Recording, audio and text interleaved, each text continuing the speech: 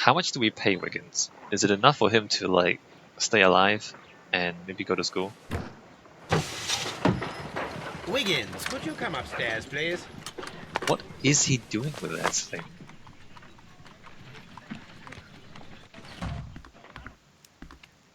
How much do you pay At these your service, kids? Mr. Holmes. I need a register, my young friend. If you could borrow it, there will be half a guinea for every one of you. I need the crew list of the Rock of Gibraltar in 1893, and their current employment. I'm straight on it, Mr. Holmes. Do you really think they'll find it, Holmes? My secret police is better than the Yard in many ways. You're gonna put these children's lives at risk to steal Here it is, things Mr. for you. Holmes.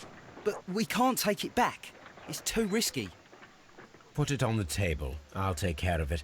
Good work, young Wiggins. That's probably, I don't know, I disagree. I disagree with the ethics. This list shows the senior officers of the Rock of Gibraltar, on which Lady Brackenstall and her maid made their voyage. Lady Brackenstall does not know anyone in England. This must mean that someone on this list is our mysterious visitor. And these are the lists of the senior officers of the Adelaide, Southampton, London Line ships. Let us find out who was in London upon November the 7th. Departure from Adelaide, arrival in London November 12th. So not these people. I do not think that this sailor... No, I need to... Okay, shift to the other one. Rock of Gibraltar. Arrival on Adelaide. October, November. Okay, not these guys. Departure November 10th. So these people might be Jack Crocker. Mr. Jack Crocker was in London upon the date of the crime, and he is due to depart in 2 days. Is that the only one? Duncan, no. Peter Davidson Sr., Neil, George Stewart, Frank Willick, Murdoch Cooper, no. Departure October, arrival March the 2nd. So it's not these guys. Departure from arrival November 12th is not these guys. Did I miss something? Depart from London, October. Arrive in Australia, nope. Departure, it's only this ship, isn't it?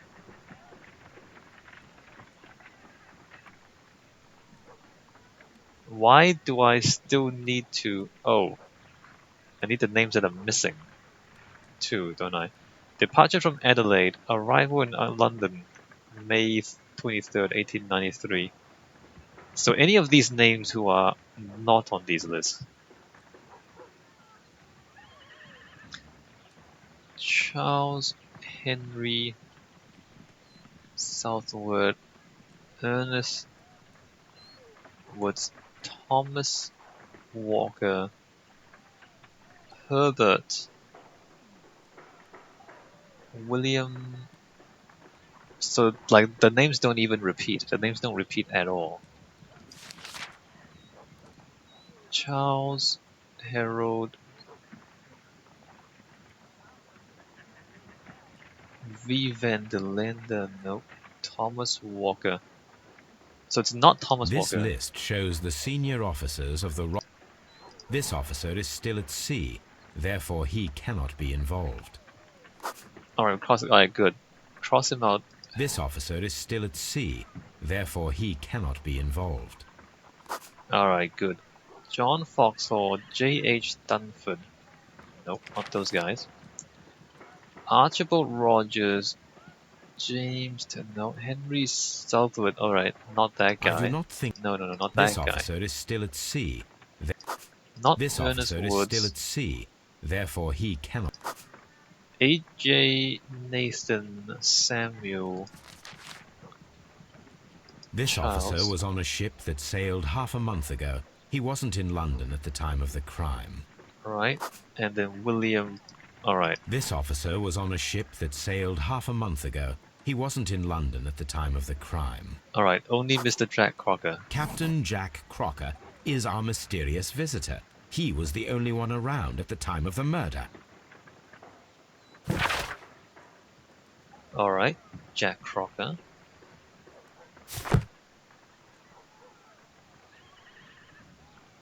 This Crocker, do you think... It would be interesting to meet him.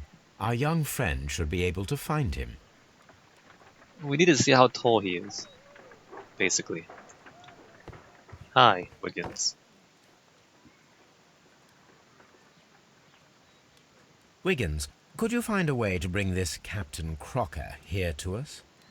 Here? Holmes, that could be dangerous. No problem, Mr. Holmes. Sometime later.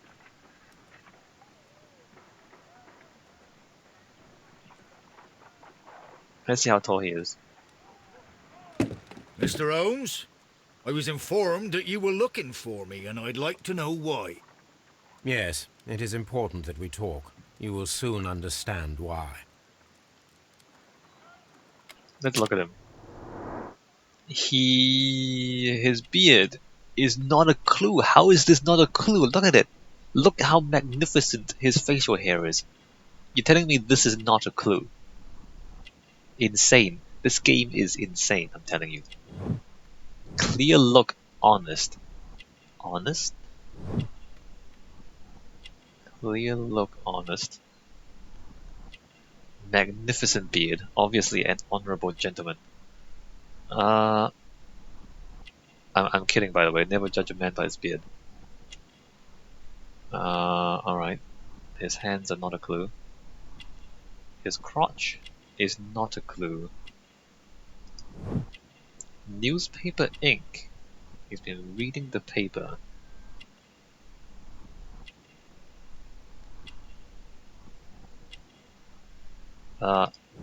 Clean boots. So I mean, if he was tramping through the gardens, it wasn't him.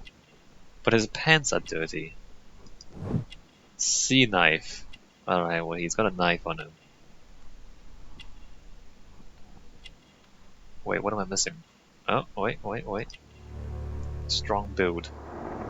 Tall, strong sailor with a magnificent beard. You are acquainted with Lady Mary Brackenstall, are you not? Yes, I think I do remember her, from when I was first officer, but I still don't see... It seems your relationship went beyond that of mere passenger and first officer. How dare you? Indeed, how reckless a feeling is love, particularly if one is prepared to commit a murder in its name. Explain yourself this instant. You are aware that the murder made the headlines of the morning press. You read the newspaper report, but to your dismay, found it much fabricated. Once you learned that I wanted to see you, you came straight away. You needed to know what I had found. You... and what do you know?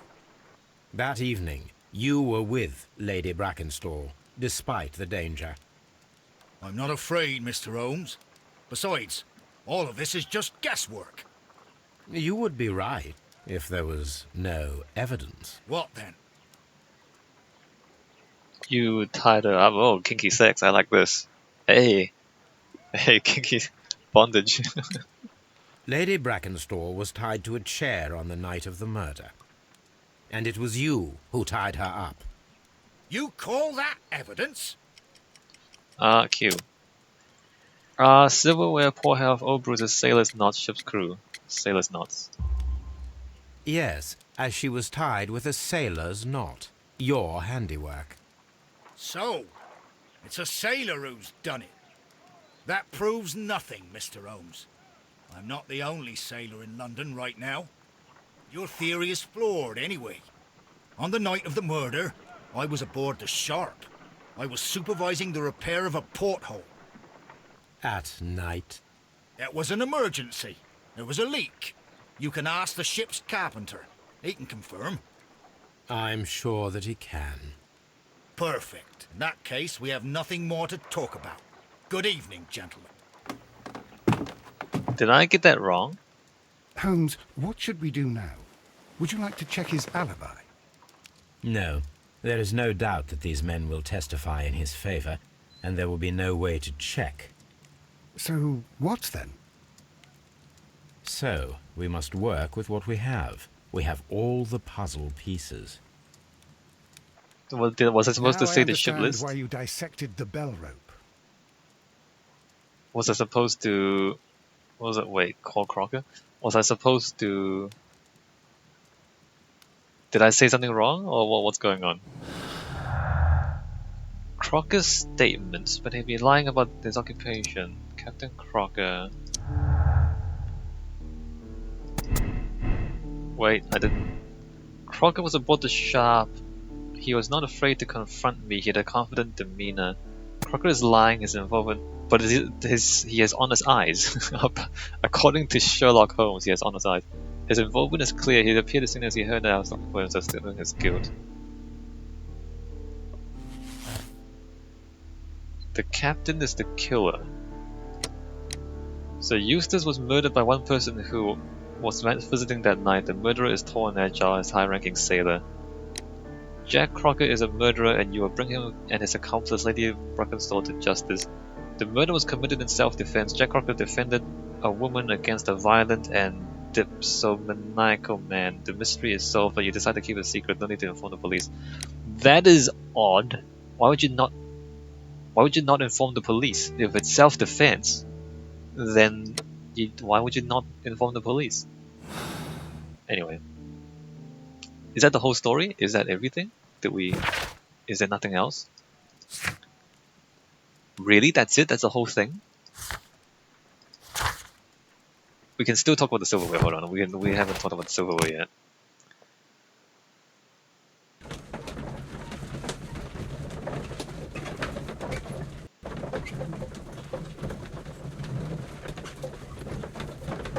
No, but the body doesn't. The blood splatter doesn't match. It wasn't a confrontation. The guy was already lying on the ground when he was hit by the poker.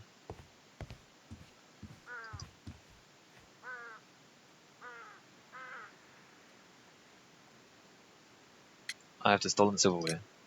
Inspector, I have recovered the stolen silverware. You are a wizard, Mr. Holmes. And where is it? In the garden well. Excuse me? Unique, isn't it? Rather absurd. What is the point of stealing silverware and then throwing it down into a well? Perhaps it was used as a temporary hiding place, or simply the thieves wanted to get rid of it. It is up to us to solve this mystery.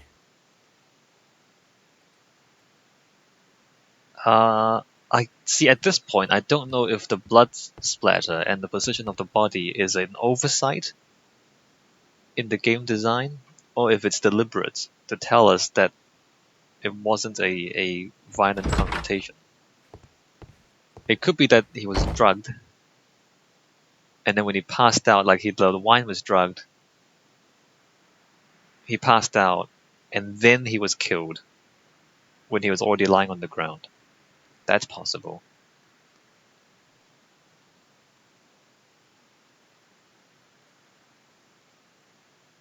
Your silverware has been found. We found your silverware, Lady Brackenstall. It had not been taken very far. Is that true? I am very thankful to you, Mr. Holmes. Your ladyship? That's it.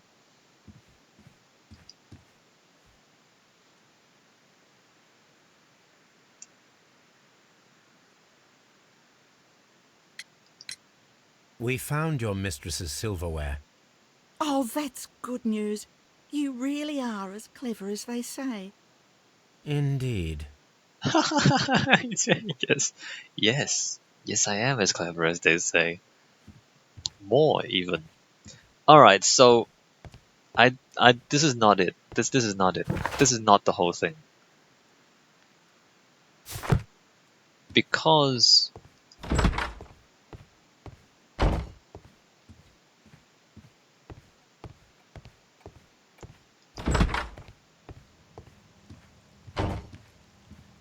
two of the wine in the glasses went through the decanter. One of them didn't.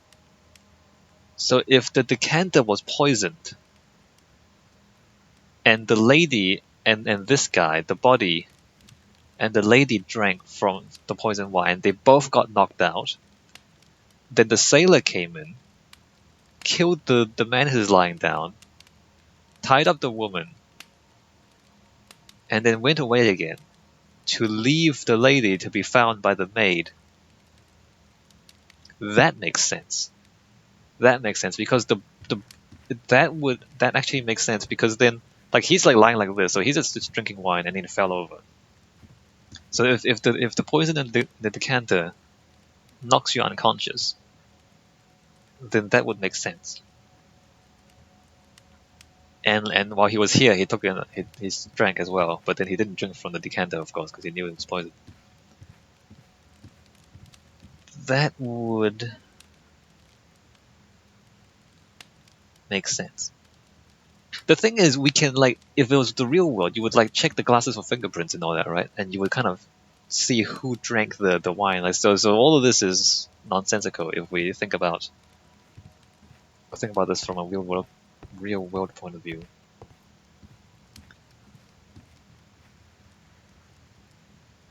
Can we do that? Can we?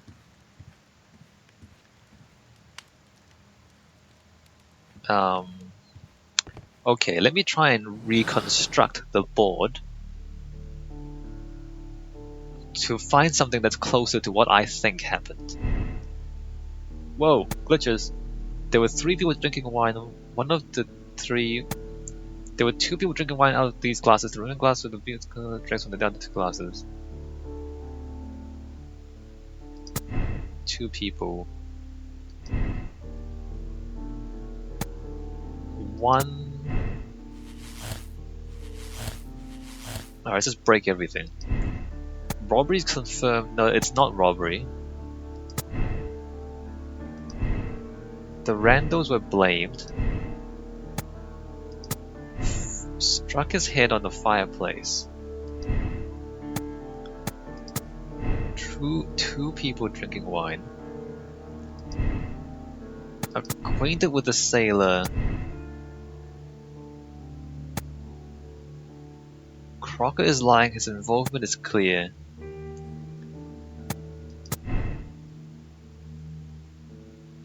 We can't change it. We can't change it. We can't change it the way I want to change it. So we can construct the other one.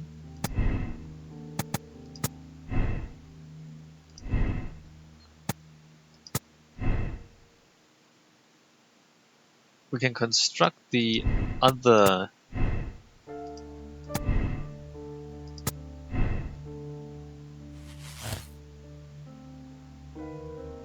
the randos are guilty. So Eustace was murdered by the random gang. Robbery is confirmed. The case is too simple for you. Take this opportunity to give all the credit to your friend Lestrade. Your name will not appear in the press. Trump the police. The speed with which you resolve this thorny problem is indicative of genius. The police naturally only demonstrated their incompetence. Sailor background. Acquainted with the sailor.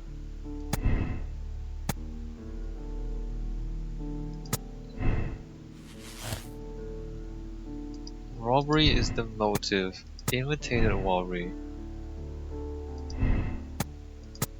So is that the only 2 outcomes that we can make out of this?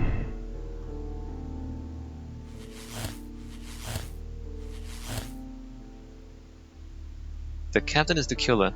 What if we say he hit his head on the fireplace? Deadly accident. The robbery was faked.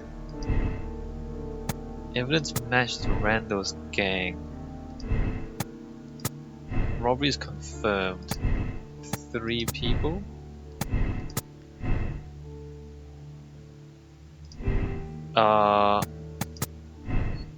Sailors not involved. Sailors not involved. Randall gang.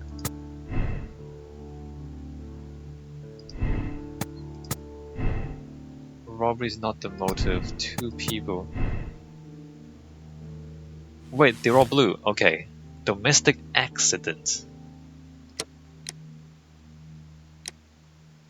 The death of Sir Eustace was an accident caused by a struggle with his wife. Lady Brackenstall and her maid committed the crime in self-defense. You decided there's no point in blaming this poor woman.